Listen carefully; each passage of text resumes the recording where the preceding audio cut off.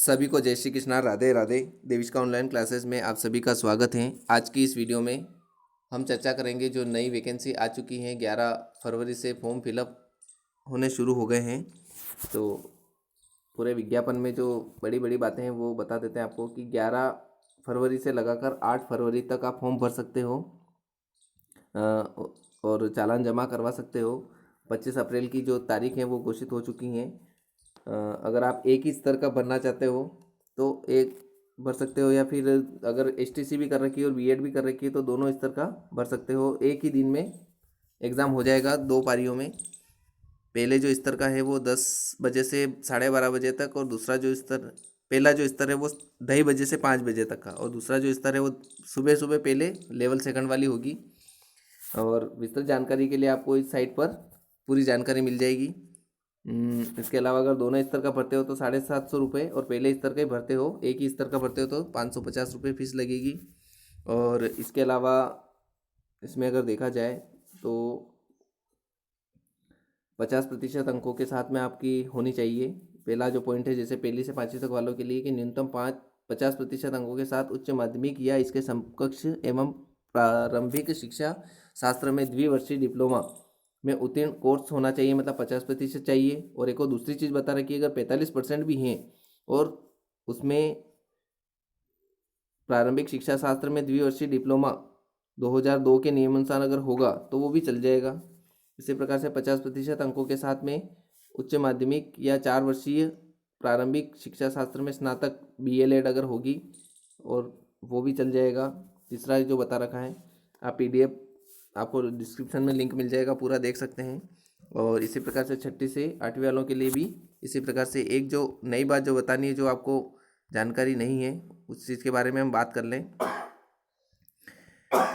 Level second के लिए ये जो पॉइंट बता रखा है सब वाला, कि अन्य विषय के लिए 6ठी से लगाकर 10वीं तक वाले जो 6 विषय चलते हैं, उन 6 विषय में 3 विषय जो लिटरेचर वाले हैं, साहित्य वाले हैं, हिंदी, अंग्रेजी और संस्कृत, और एक कॉमर्स वाले भी हैं जैसे, तो कॉमर्स वालों के लिए, और एक हिंदी साहित्य वालों के लिए, संस्कृत साहित्य वालों के लिए, और अंग्रेजी साहित्य या इंग्लिश लिटरेचर वालों के लिए वो चाहे तो गणित विज्ञान का भी के भी प्रश्न अटेंड कर सकते हैं, और सामाजिक के भी प्रश्न अटेंड कर सकते हैं। जब एग्ज़ाम हो जाता है, एग्ज़ाम होने के बाद जब फाइनल कट ऑफ निकलती है, तो वो कट ऑफ तो जो आपने विषय चूज़ किए उसी हिसाब से निकलेगा। बाकी जब आप अप्लाई करोगे सेकंड बार में, तो उसमें आपको विषय कौन से शिक्षक के लिए आप आवेदन कर रहे हो, हिंदी विषय के लिए कर रहे हो, हिंदी के अध्यापक के लिए कर रहे हो, या संस्कृत के अध्यापक के लिए कर रहे हो, या सामाजिक के अध्यापक के लिए कर रहे हो, या अंग्रेजी के अध्यापक के लिए कर रहे हो, उसी हिसाब से आपको जब सेकंड बार फॉर्म भरेंगे उस टाइम पे काम आएगा। पर बाकी जो पहला आप ये विषय चूज़ कर रहे हो, ये पास होने के लिए है।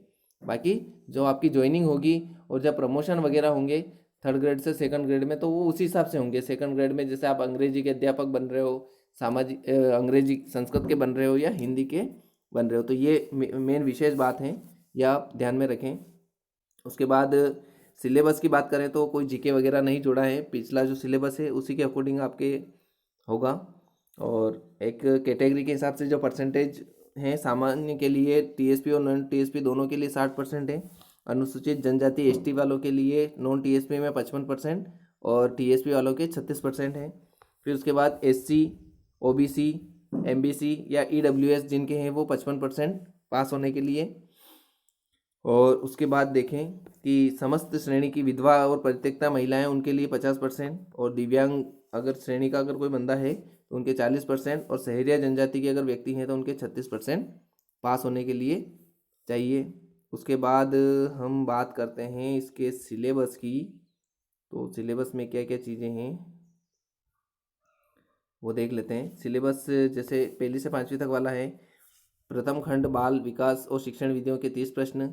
दूसरे में आप जो भी लैंग्वेज लेते हो, हिंदी भी ले सकते हो, अंग्रेजी भी ले सकते हो, जितने भी भाषाएं हैं उनमें से ले सकते हो। और सेकंड लैंग्वेज में आप अंग्रेजी या हिंदी, संस्कृत में से कुछ भी ले सकते हो। अगर आप चाहो तो हिंदी ले लो पहली लैंग्वेज, दूसरी लैंग्वेज संस्कृत ले लो, तो मेहनत कम करनी पड़ेगी। बाकी ज़रूरी नहीं है कि अगर आपने इंग्लिश नहीं ली हो तो बाद में प्रॉब्लम आएगी, बस पास होने के लिए चाहिए। और बाकी गणित के 30 प्रश्न आएंगे और पर्यावरण के 30 प्रश्न। इस प्रकार से 150 प्रश्नों का रहेगा। और लेवल सेकंड में भी इसी तरीके से हैं। पहला जो है बाल मनोविज्ञान वाला हो जाएगा, दूसरा पहली लैंग्वेज हो जाएगा, तीसरा दूसरी लैंग्वेज हो जाएगा, और तीसरे में अगर आप गणित और विज्ञान के शिक्षक बनना चाहते हैं तो गणित विज्ञान के, अगर सामाजिक विषय के बनना चाहते हैं तो सामाजिक विज्ञान के, और अगर आप कॉमर्स के स्टूडेंट हैं या फिर आपके बीए में हिंदी लिटरेचर हैं, इंग्लिश लिटरेचर हैं या संस्कृत हैं, तो आप दोनों में से कोई से भी चूज़ करके अन्य वाले में जाओ, और अन्य वाले में जाने के बाद गणित विज्ञान अगर लेना चाहते हैं तो फोर्थ ए लेना है, और सामाजिक विषय के लिए लेना चाहते हैं तो फोर्थ बी लेना है। और जब आप पास हो जाओगे उसके बाद सेकंड बार जब अप्लाई करोगे काउंसलिंग से पहले, तो उस टाइम पे आपको विषय उसके बाद चूज़ करना पड़ेगा कि आप संस्कृत के अध्यापक बनना चाह रहे हो या किसके बनना चाह रहे हो। और इसके अलावा एक चीज़ और बता दें आपको इसमें कि जो भी आपके प्रश्न वगैरह हैं कि और ऐसी क्या समस्याएं हैं, तो एक डिस्क्रिप्शन में ये लिंक भी मैं दे दूंगा कि आप कौन कौन सी ऐसी समस्याएं हैं कि रीट परीक्षा का आवेदन मैं कैसे करूं, तो वो भी सारे जो हैं प्रश्न के जवाब आपको मिल जाएंगे। जहाँ तक हो वहाँ तक आप जो 10वीं की जो मार्कशीट है, 10वीं और 12वीं की मार्कशीट, उसी के अकॉर्डिंग फॉर्म भी भरें तो बाद में प्रॉब्लम नहीं आएगी। आधार में सारी चीज़ों में वही रखें ताकि आपको समस्या नहीं आएगी। और जो टीएसपी वाले हैं वो टीएसपी का जब बनवाते हैं तो उसमें भी आपका जो सरनेम है और बीच में अगर कुमार लाल वगैरह जो लगा हुआ है एज इट इज़ अगर रहेगा तो आपको बाद में प्रॉब्लम नहीं आएगी। और बाकी चैनल पर आपको सारी चीज़ें मिल जाएगी, वीडियो बाल मनोविज्ञान की मिल जाएगी, गणित की मिल जाएगी, पर्यावरण की मिल जाएगी, शिक्षण विधियों से संबंधित साइंस के प्रश्न वगैरह सारी चीज़ें आपको चैनल पर उपलब्ध करवा दी जाएगी। और आज शाम तक आपको बाल मनोविज्ञान का के जो 11 पार्ट अपलोड हो चुके हैं, पार्ट 12 जो हैं वो आज शाम तक अपलोड कर दूंगा मैं, आपको मिल जाएंगे। गणित का टॉपिक भी जो चल रहा है अपना रेखा गणित का, वो 2 टॉपिक हो चुके हैं अभी तक, समांतर और प्रतिच्छेदी रेखाएं से संबंधित हो गया है, और एकांतर कोण वगैरह से संबंधित हो गए। आज कोशिश करूँगा मैं कि आपको त्रिभुज के जो तीनों जो नियम हैं उससे संबंधित प्रश्नों की जो इन एग्ज़ाम में आते हैं उनकी चर्चा आज की वीडियो में करेंगे। तो आज के लिए यहीं तक, मिलते हैं नेक्स्ट वीडियो में, और तैयारी अच्छी करें। ऑल द बेस्ट सभी को। जय हिंद, जय भारत।